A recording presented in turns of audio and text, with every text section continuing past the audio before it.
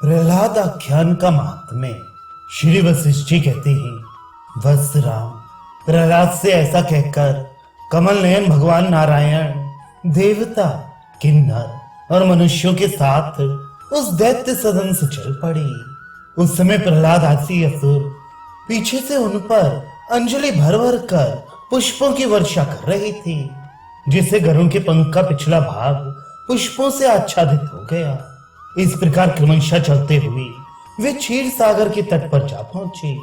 वहां उन्होंने देवगणों को विदा कर दिया और स्वयं शेष शैया पर स्थित हो गए। इस प्रकार शेष शैया पर विष्णु, स्वर्गलोक में देवताओं सहित इंद्र और पाताल में दानवराज प्रहलाद तीनों संताप रहित होकर स्थित हुए।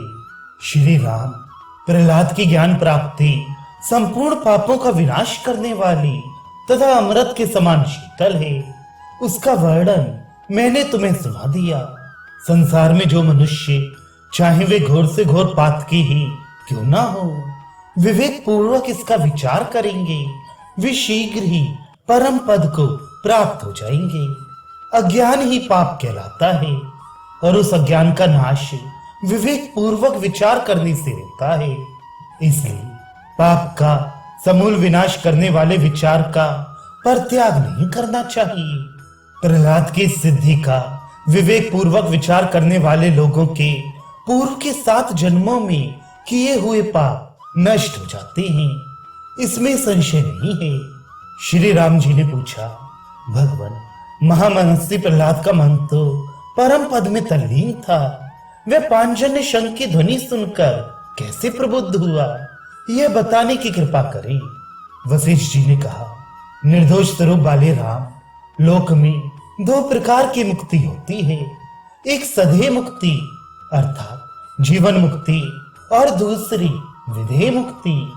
इन दोनों का विभाग इस प्रकार है, सुनो। जिस अनासक्त बुद्धि वाले पुरुष की ईशनिष्ठ कर्मों के ग्रहण त्याग में अपनी कोई इच्छा नहीं रहती, अर्थात जिसकी इच्छा का सर्वथा अभाव हो गया है, ऐसे पुरुष की स्थिति को तुम जीवन मुक्त अवस्था, सदैव मुक्ति समझो।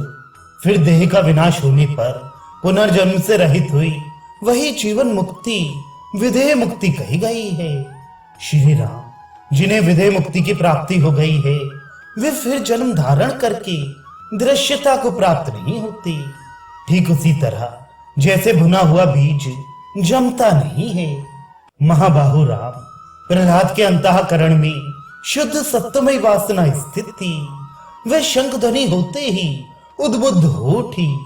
अपनी उसी वासना से प्रहलाद को बोध प्राप्त हुआ था।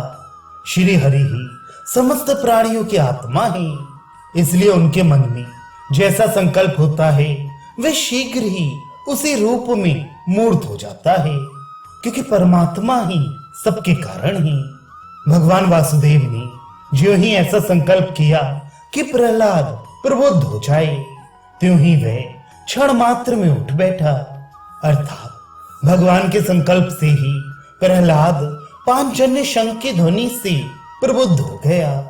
भगवान वासुदेव ने निजी स्वार्थ के बिना ही प्राणियों के कल्याण के हेतु अपने आत्मा में ही जगत की सृष्टि के लिए विष्णु रूप से शरीर धारण किया है। परमात्मा के साक्षात्कार से शीघ्र ही भगवान माधव का दर्शन प्राप्त हो जाता है और उन माधव की आराधना से शीघ्र ही निर्गुण निराकार परमात्मा का साक्षात्कार हो जाता है। श्री राम जी ने पूछा, भगवान, आप तो संपूर्ण धर्मों की ज्ञाता हैं, अतः आपके शुद्ध वचन रूपी किरणों से हम उसी प्रकार आह्लादित हुए हैं जैसे चंद्रमा की रश्मियों के स्पर्श से अनाज के पौधे प्रफुल्लित हो जाते हैं। परंतु गुरुदेव, यदि पुरुषार्थ पूर्वक प्रयत्न करने से ही सब कुछ प्राप्त हो जाता है, तो भगवान माधव के वरदान बिना प्रहलाद अपने पुरुषार्थ से ही क्यों प्रबुद्ध नहीं हुआ? श्री वशिष्ठ जी ने कहा, राघव, महामनस्वी प्रहलाद ने जिन जिन पदार्थों को प्राप्त किया था, वे सभी उसे अपने पुरुषार्थ से ही मिले थे। उनकी प्राप्ति में दूसरा कोई कारण नहीं है, क्योंकि प्रहलाद ने परम पुरुषार्थ से जो भक्ति की उसी से भगवान ने उनको वर दिया। इसलिए भगवान का वर मिलना भी अपना पुरुषार्थ ही है। जो विष्णु है वही सबका आत्मा है और जो सबका आत्मा है वही विष्णु है। इस प्रकार पुष्प और उसकी सुगंध की भांति आत्मा और नारायण भिन्न नहीं है। पहले पहल प्रहलाद नामक आत्मा ही अपने आप अपनी परम शक्ति से ही विष्णु भक्ति में नियुक्त हुआ।